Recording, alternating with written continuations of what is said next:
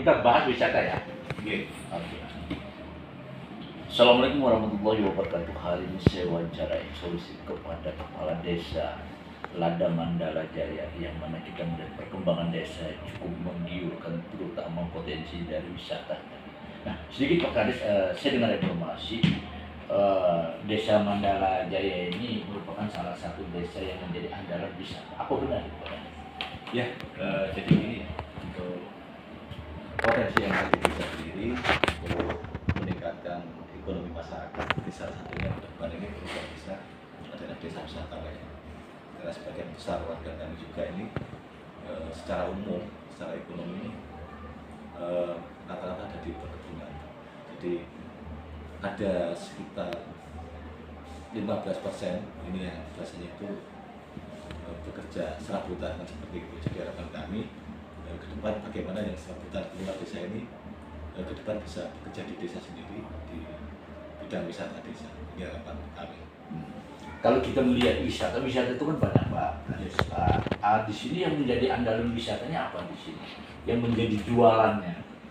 Untuk ikon untuk desa Lada Mandala Jaya sendiri ini kita punya 14,7 hektar itu di hutan desa. Ini benar-benar hutan desa dan tanahnya pun tanah milik desa. Jadi kita bangun, kita konsep ke wisata alam ini seperti itu. Karena dari segi ekonomis kalau kita menyerap tenaga kerja dari masyarakat, kalau tanah cuma 14,7 hektar itu hutan, saya yakin tidak akan bisa rata. Jadi konsep wisata ini ya karena kita ini bisa menarik masyarakat untuk bisa bekerja di dalamnya seperti itu. Apakah ini bentuk danau atau konservasi atau apa yang menjadi salah satu andalan di sini? Jadi untuk konsep wisata sendiri kita bikin ada dua-duanya masuk. Jadi kita danau untuk penyerapan air, kita persiapan air memang ada, kita bentuk embung.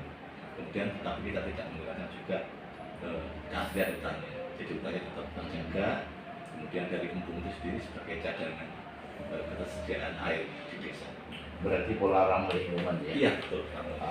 Nah, saya lihat di sini dominannya pengunjung ke wisata itu rata-rata dari mana?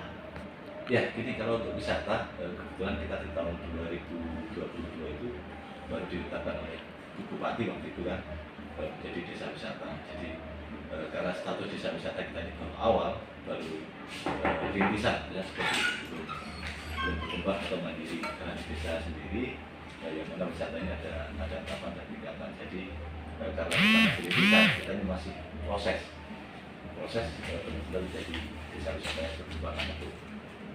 Jadi untuk pengunjung kita sementara belum lonceng, jadi pengunjung masih ya kita free juga, ya kebanyakan lokal sama dari desa lain juga, bahkan dari kabupaten pun ada dari truk motor itu juga sering.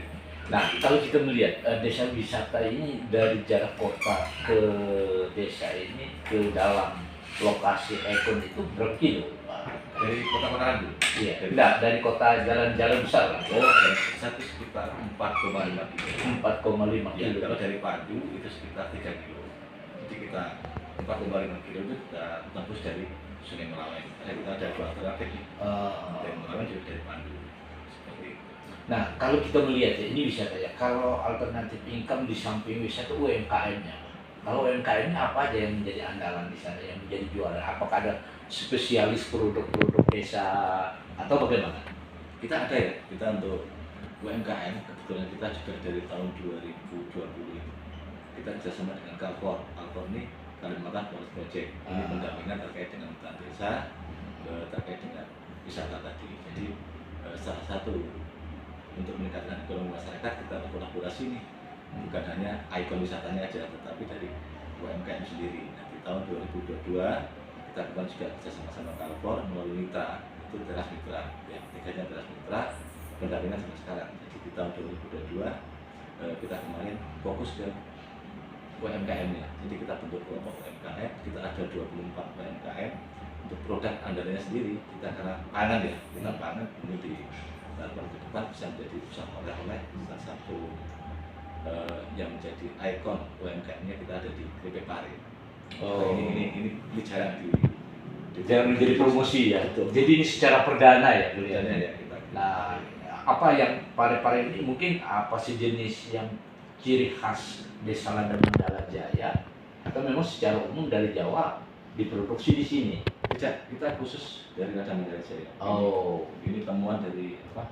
Dari kelompok UMKM tadi yang disampaikan kepada kami selaku pemerintah desa, dan kami analisis, kami kaji nggak ada di luar produk ini, maka tidak ada salahnya kita ke produk unggulannya itu di keripik pare. oh keripik pare ya. Iya. Oh, ini merupakan satu andalan nantinya. Karena Jadi, gini, keripik pare itu kan terkesan pahit nih, Nah. secara umum, tetapi pada kenyataannya kita bikin keripik juga nggak pahit. nggak pahit ya. Nah, Oh. seperti itu. Nah, kalau kita melihat dari segi untuk saat ini peluang pasar sudah berjalan atau masih dalam tahap estafet dari warung ke warung atau bagaimana?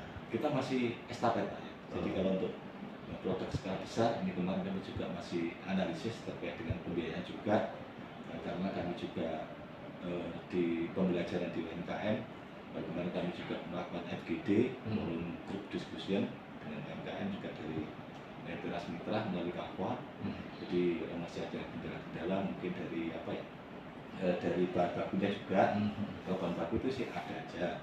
Nah, cuma di situ dari harga tadi kami dari FGD kemarin mendapatkan analisis bahwa pembelian pare itu di angka 17.000, dan mereka jual karena kami tekan, maksudnya biar bagaimanapun dengan untung sedikit tapi harapannya bisa produksi banyak juga kan Berkesinambungan jadi. betul. Nah, ini jadi kendala karena di harga jualnya mereka di harga 40 sampai 70.000 per kilo tidak masak. Jadi kalau kita beli mentahnya bahan baku 17.000, jadi mereka menyampaikan masih minim hasilnya kan seperti itu. Tapi kami tidak putus asa, harapan kami tetap kami bina masyarakat kami, jangan ambil untuk banyak-banyak, yang penting kita produksi banyak kan, hasilnya juga banyak. Jadi bagaimana pemasaran ke kawan-kawan seperti itu. Oke. Jadi intinya paling tidak pariwisata merupakan salah satu andalan ya di Desa Lada Mandala Jaya ini ya. Di samping danaunya ya. Kedua wisata konservasinya ya. Iya, bisa. Di sisi lain juga UMKM-nya juga mulai berjalan dengan ada produk sendiri gitu ya. Iya. Oke. Mungkin nanti kapan-kapan kita ada waktu ke lokasi Pak Kades supaya apa kita melihat lokasinya ya kayak apa sih. Selama ini masyarakat juga kan jarang melihat ya. Yang mana aset wisata kita Kobar ini cukup lumayan banyak. Iya. Hanya saja bagaimana kita bisa menyajikan kualitas dan mutu daripada untuk wisata itu sendiri. Iya. Nanti juga kita berharap dengan adanya Dinas Pariwisata memang betul-betul bisa mengembangkan baik produk dari lokalnya maupun produk wisatanya ya. Oke. Demikian wawancara kami kepada Kepala Desa Lada Mandala Jaya Pak Arifin.